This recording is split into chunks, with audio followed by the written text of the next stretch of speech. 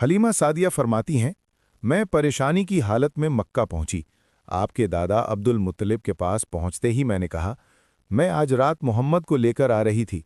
जब मैं बालाई इलाके में पहुंची तो वो अचानक कहीं गुम हो गए। अब खुदा की कसम मैं नहीं जानती वो कहाँ हैं। अब्दुल मुत्तलिब ये सुनकर फौरन काबा के पास खड़े हो गए। उन्होंने आपके मिल जाने के लिए दुआ की, फिर आपकी तलाश में रवाना हुए।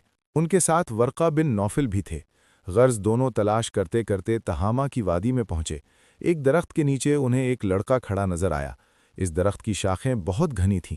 अब्दुल मुत्तलिब ने पूछा, लड़के तुम कौन हो? हुजूर सल्लल्लाहु अलैहि वसल्लम चूंकि उस वक्त तक कद निकाल चुके थे, इसलिए अब्दुल मुत्तलिब पहचान न सके। आपका कद तेजी से बढ़ रहा था। जवाब में आपने फरमाया, मैं मोहम्मद बिन अब्दुल्लाह बिन अब्दुल मुत्तलिब हूँ। ये सुनकर अब्दुल मुत्तलिब बोले, तुम पर मेरी जान कुर्बान, मैं ही तुम्हारा दादा अब्दुल मुत्तलिब हूँ। फिर उन्होंने आपको उठाकर सीने से लगाया और रोने लगे। आपको घोड़े पर अपने आगे बिठाया और मक्का की तरफ चले। घर आकर उन्होंने बकरियां और गायें ज़बह कीं और मक्का वालों की दावत की। आपके मिल जाने के बाद हज़रत हलीमा सादिया हज़रत आमिना के पास आईं तो उन्होंने पूछा, हलीमा, अब आप बच्चे को क्यों ले आईं? आपकी तो ख्वाहिश थी कि ये अभी आपके पास और रहें। उन्होंने जवाब दिया, ये अब बड़े हो गए हैं और अल्लाह की कसम मैं अपनी जिम्मेदारी पूरी कर चुकी हूँ। मैं खौफ महसूस करती हूँ कहीं इन्हें कोई हादसा न पेश आ जाए, लिहाजा इन्हें आपके सुपुर्द करती हूँ। हज़रत आमिना को ये जवाब सुनकर हैरत हुई। बोली, मुझे सच सच बताओ, माजरा क्या है? तब उन्होंने सारा हाल कह सुनाया। हलीमा सादिया ने दरअसल कई अजीबो-गरीब वाक़यात देखे थे। इन वाक़यात की वजह से वो बहुत परेशान हो गई थीं। फिर सीनाए मुबारक चाक किए जाने वाला वाक़या पेश आया तो वो आपको फौरी तौर पर वापस करने पर मजबूर हूँ। वो चंद वाक़यात हज़रत हलीमा रज़ी अल्लाहु अन्हा इस तरह बयान करती हैं।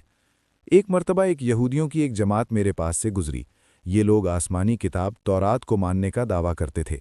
मैंने इनसे कहा, क्या आप लोग मेरे इस बेटे के बारे में कुछ बता सकते हैं? साथ ही मैंने हुजूर अकरम सल्लल्लाहु अलैहि वसल्लम की पैदाइश के बारे में उन्हें तफसीलात सुनाई। यहूदी तफसीलात सुनकर आपस में कहने लगे, इस बच्चे को कत्ल कर देना चाहिए। फिर उन्होंने पूछा, क्या ये बच्चा यतीम है? मैंने कहा, नहीं, ये इसके वालिद हैं।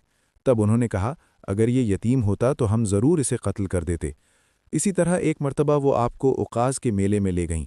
वहाँ एक काहिन की नज़र आप पर पड़ी। उसने पुकार कर कहा, लोगो, इस बच्चे को मार डालो। लेकिन अल्लाह ताला ने आपकी हिफाजत फरमाई और लोग हैरान रह गए। इसी तरह एक नजूमी ने भी आपको देखकर कहा, इस बच्चे को कत्ल कर दो, ये तुम्हारे दीन को ख़त्म कर देगा और तुम पर गालिब आएगा। लेकिन वो फ़ौरन पागल होकर मर गया। इसी तरह हबशा के ईसाइयों ने भी आपको देखकर कहा, ये बच्चा नबी है, इसे हमारे हवाले कर दो, हम इसे अपने मुल्क ले जाएंगे। लेकिन हज़रत हलीमा फ़ौरन वहाँ से निकल गईं और आपको हज़रत आमिना के पास पहुँचा दिया। इन तमाम वाक़यात में सबसे अहम वाक़या सीनाए मुबारक का चाक होना था। रिवायात से साबित है कि इस वाक़े के बाद हज़रत हलीमा और उनके शोहर ने फ़ैसला किया कि अब बच्चे को अपने पास नहीं रखना चाहिए। जब हज़रत हलीमा ने आपको हज़रत आमिना के हवाले किया तो उस वक्त आपकी उम्र तकरीबन 4, 5 या 6 साल थी। रिवायात मुख्तलिफ हैं। इसके कुछ दिन बाद हज़रत आमिना का इंतकाल हो गया और आप सल्लल्लाहु अलैहि वसल्लम यतीम हो गए।